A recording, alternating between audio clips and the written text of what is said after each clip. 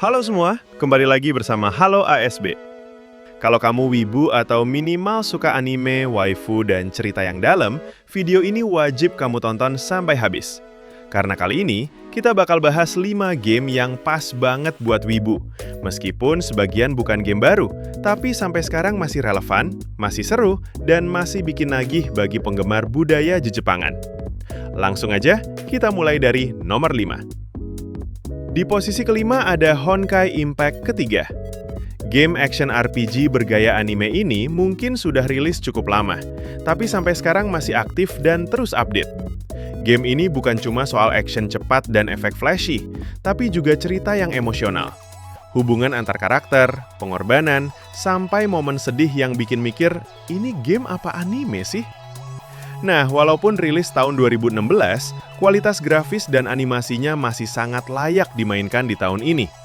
Apalagi buat kamu yang suka waifu dengan desain kuat dan story berat. Lanjut di nomor 4 ada Doki Doki Literature Club.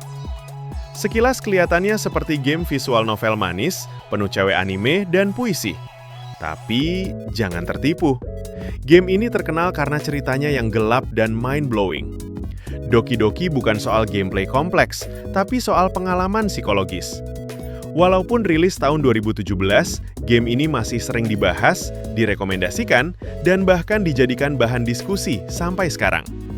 Pas buat wibu yang suka cerita unik, twist gila, dan berani coba hal yang beda. Berikutnya di posisi ketiga ada game dari salah satu anime paling populer, Demon Slayer: The Hinokami Chronicles. Game ini adalah arena fighter dengan visual yang sangat mirip animenya. Buat fans Kimetsu no Yaiba, main game ini rasanya seperti ngontrol langsung adegan anime. Walaupun bukan game kompetitif kelas berat, kekuatan utamanya ada di presentasi, animasi, dan fan service. Sampai sekarang, game ini masih worth it buat kamu yang ingin nostalgia atau baru selesai nonton animenya. Ada di posisi nomor 2 dan hampir semua wibu setuju, yaitu Persona 5 Royal. Ini bukan sekedar game JRPG, ini adalah gaya hidup.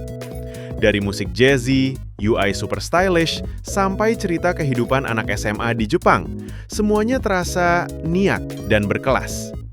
Walaupun versi Royal rilis tahun 2019, desainnya masih terasa modern, bahkan dibanding game rilis sekarang.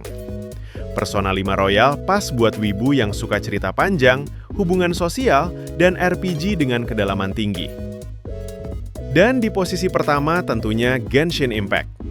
Ya, game ini membuktikan bahwa game free-to-play bisa punya kualitas setara game premium.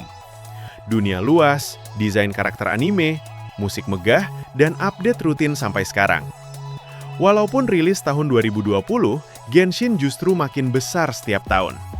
Pas buat wibu yang suka eksplorasi, waifu dan husbando, serta cerita fantasi dengan lore panjang.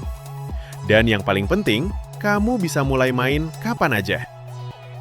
Nah, itu dia tadi 5 game yang pas banget buat wibu.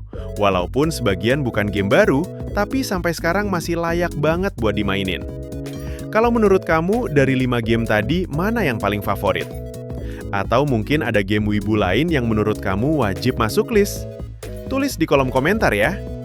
Terima kasih sudah nonton. Semoga videonya bermanfaat.